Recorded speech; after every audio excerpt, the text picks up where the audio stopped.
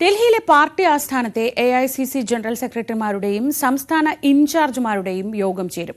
വൈകുന്നേരം 5 മണിക്കാണ് യോഗം നടക്കുക. കോൺഗ്രസ് അധ്യക്ഷൻ മല്ലികാർജ്ജുൻ ഖർഗെ യോഗത്തിന് അധ്യക്ഷത വഹിക്കും. ലോക്സഭയിലെ പ്രതിപക്ഷ നേതാവ് രാഹുൽ ഗാന്ധിയും ഇതിൽ പങ്കെടുക്കും. MG മിഥുൻ വിവരങ്ങളുമായി. മിഥുൻ, ഈ പാർട്ടി ആസ്ഥാനത്ത് ഇങ്ങനെയൊരു യോഗം ഈ സമയത്ത് വിളിച്ചു ചേർക്കുന്നതിന്റെ ഒരു പശ്ചാത്തലം എന്താണ്? എന്തൊക്കെ വിവരങ്ങളാണ് നമുക്ക് ലഭിക്കുന്നത്? അടുത്ത മാസം ഏപ്രിൽ 8, 9 തീയതികളിൽ AICC സമ്മേളനം നടക്കാനിരിക്കെയാണ് ഈ ഒരു യോഗം വിളിച്ചു ചേർത്തിരിക്കുന്നത്. കഴിഞ്ഞ മാസം ഫെബ്രുവരി 19-ന് ഇതുമായി ബന്ധപ്പെട്ട് ജനറൽ സെക്രട്ടറിമാരെ യോഗം വിളിച്ചു ചേർക്കുകയും ചെയ്തിരുന്നു. അതിൽ ചില കൂടിയാലോചനകൾ നടത്തുകയും ഒപ്പം തന്നെ ഗുജറാത്തിലാണ് ഈ ഒരു സമ്മേളനം നടക്കുകയും ചെയ്യുന്നത്.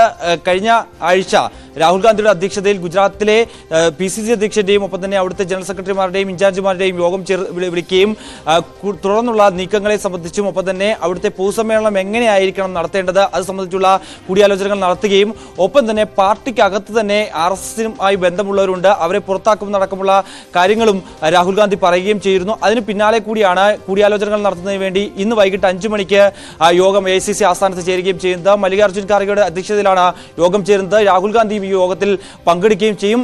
എല്ലാ സംസ്ഥാനത്തെയും ഇൻചാർജുമാരും ഒപ്പം തന്നെ ജനറൽ സെക്രട്ടറിമാരും ഈ യോഗത്തിൽ പങ്കെടുക്കുകയും ചെയ്യുന്നുണ്ട്. മറ്റു പ്രധാനപ്പെട്ട കാര്യങ്ങൾ, അതായത് ഈ മണ്ഡല പുനഃക്രമീകരണവുമായി ബന്ധപ്പെട്ട് പുനർനിർണ്ണയവുമായി ബന്ധപ്പെട്ടുള്ള ചില ആശങ്കകൾ ഉണ്ടായിരുന്നു. കഴിഞ്ഞ ദിവസം അതിലൊരു വ്യക്തത പുറത്തു വരികയും ചെയ്തിരുന്നു. അതായത് ഈ ഇന്ത്യ സഖ്യത്തിലെ തന്നെ പ്രധാനപ്പെട്ട പാർട്ടികളൊക്കെ തന്നെ കോൺഗ്രസ് ഇക്കാര്യത്തിലൊരു കൃത്യമായ നിലപാട് വ്യക്തമാക്കുന്നില്ല എന്നുള്ളൊരു എതിർപ്പുമായി രംഗത്ത് വന്നിരുന്നു.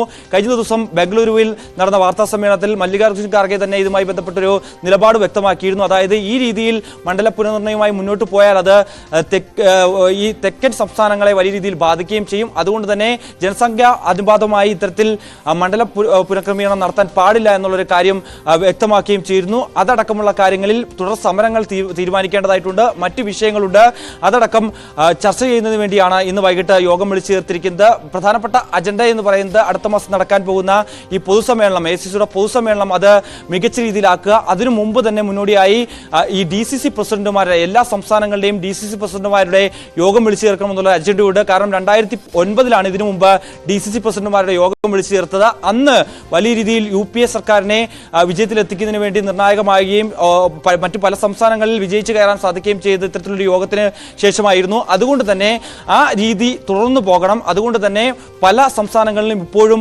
DCC അധ്യക്ഷന്മാരെ നിയമിക്കാൻ പറ്റാത്ത പശ്ചാത്തലമുണ്ട്. കേരളം അടക്കമുള്ള സംസ്ഥാനങ്ങളിൽ ഇപ്പോഴും ഈ ഒരു പുനഃസംഘടന നടത്താൻ പറ്റാത്തൊരു സാഹചര്യമുണ്ട്. അതടക്കം പരിശോധിച്ച് അതിൽ കൃത്യമായ നടപടികൾ സ്വീകരിച്ച് അവരെ നിയമിക്കുന്ന അടക്കമുള്ള കാര്യങ്ങൾ ഇന്ന് ചർച്ചയാകുമെന്നാണ് നമ്മൾ പ്രതീക്ഷിക്കുന്നത്. ശരി, മിഥുനാണ് വിവരങ്ങൾ നൽകിയത്. ന്യൂസ് ഡെസ്കിൽ.